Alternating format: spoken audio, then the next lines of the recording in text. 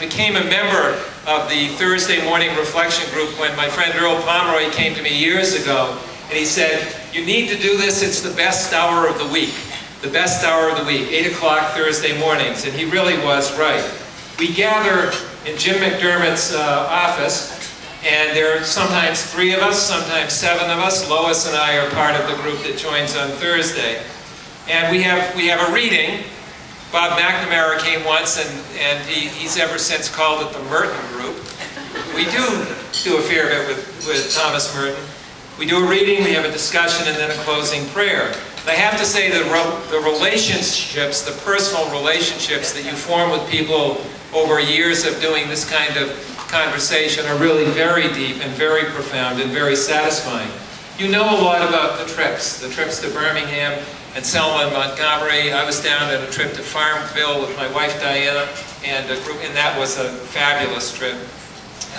You also know about the lectures, but I have to say that what these reflection groups are really all about is keeping us grounded, connected to some more fundamental things than our daily lives, because the daily lives in politics are so chaotic and so confusing and so pressure-filled that we need another way to stay connected.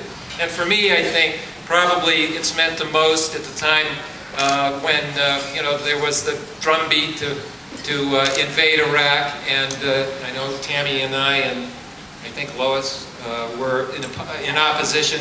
It helped us keep us grounded at that time.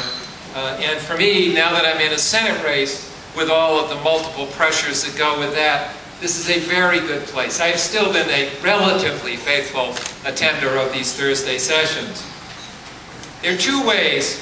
I've always thought that the fundamental purpose of these reflection groups is the notion, it's a core idea, that if you're going to lead the public, you'd better keep growing in terms of your own personal growth, or otherwise you just get disconnected. You get disconnected from other people and you don't fully understand yourself and your own particular motives.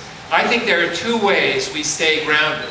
One is we stay grounded in our conversations, partly to places. Not just our states or our districts, but places that are really important to us. So in our group, as Lois knows, we hear about, one member's farm in Arkansas, and another member's a garden up in Seattle, and the old farmhouse that my wife and I now own up in Maine. But that is fundamentally important because we all come not just from particular communities, particular districts. We have circles of friends and acquaintances, but we are also grounded in a particular place. The second way of being grounded is, let me just say, those places that we talk about are places of refuge and renewal. That's the important point here. Places of refuge and renewal, where we escape for a while the chaos and the pressure of the job to find some peace and recover our bearings. The second way I think these reflection groups help us stay grounded is spiritually and emotionally, in a way that supports our public actions. Washington is a tough place. There's always someone trying to put pressure on you to go along with this group or that group, and the pressure is fairly constant. It's most difficult when it comes from your friends and colleagues, of course. Sometimes it feels like a pressure to make a purely political decision. Now, don't get me wrong, there are very few pure, non-political decisions in Washington. No, there are multiple agendas, there are multiple motives, and that's true for any one individual, let alone the cast of thousands who make up that city. Congress is a place of multiple motions and multiple agendas, and we have to figure out how to work through those challenges.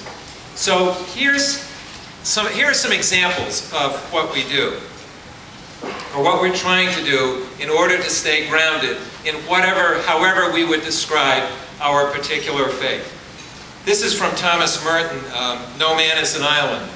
It is true political problems are not solved by love and mercy, But the world of politics is not the only world. And unless political decisions rest on a foundation of something better and higher than politics, they can never do any real good for men. There must be a new force, the power of love, the power of understanding and human compassion, the strength of selflessness and cooperation, and the creative dynamism of the will to live and to build, and the will to forgive, the will for reconciliation. That actually was the subject of one of our sessions. One that wasn't is something I brought up, and Clete actually suggested I talk a little bit about it. We spent 10 years in the minority, and there were moments when the reflection group became an anger management session, I have to say. Dealing with all the frustrations we had of being in the minority and not being able to get our agenda out, not be able to make what we considered progress for the country. And I keep going back to the Four Quartets by T.S. Eliot, which I think I have absorbed. In the Four Quartets, Eliot is really describing a struggle to achieve certain goals in the art of poetry, as well as a struggle to find a deeper religious experience. But what he says is equally applicable to the political world, where we're struggling to have some success that really matters to a great number of people. And he says at one place there, when we feel like we're not having any progress, I tend to remind myself and my colleagues of these lines: "For us there is only the trying, the rest is not our business." For us there is only the trying, the rest is not our business. And for me, at least, there's some comfort simply in being engaged in the struggle, as John Lewis knows better than anyone else.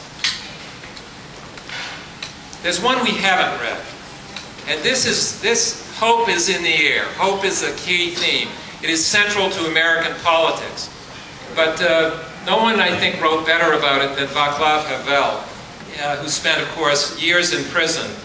And this came out of one of those years where he's talking about how the kind of hope I often think about is especially in situations that are particularly hopeless, such as prisons. Here's what he says: "Hope is not prognostication.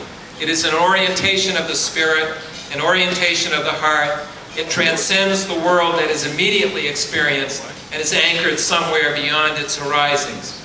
Hope in this deep and powerful sense is not the same as joy that things are going well, or willingness to invest in enterprises that are obviously headed for early success, but rather an ability to work for something because it is good, not just because it stands a chance to succeed." And that's, I wouldn't be surprised if Ann Bartley, when she helped co-found this institute, wasn't too sure of where it would go. But that's the kind of hope that I believe in, one where you're not sure how it's going to turn out, but you do the right thing for the right reasons. Now, I have a hope for this election cycle, no surprise. And sometimes what I say on the campaign trail goes something like this: I want us to have, as a result of what we do in this election, one of those great progressive moments in American history where the country and the Congress get it right and we make dramatic progress in a very short period of time. As we did in 1965, when after that landslide election with Lyndon Johnson and big Democratic majorities, we passed Medicare and Medicaid and Head Start and federal support for elementary and secondary education and the Voting Rights Act of 1965 and the Wilderness Act in 1 year. And I believe that is possible again. I believe it is possible again.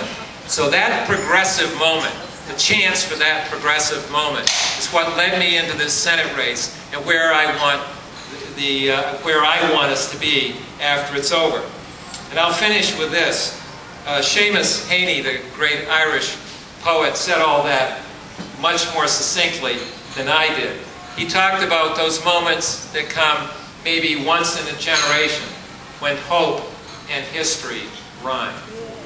Thank you.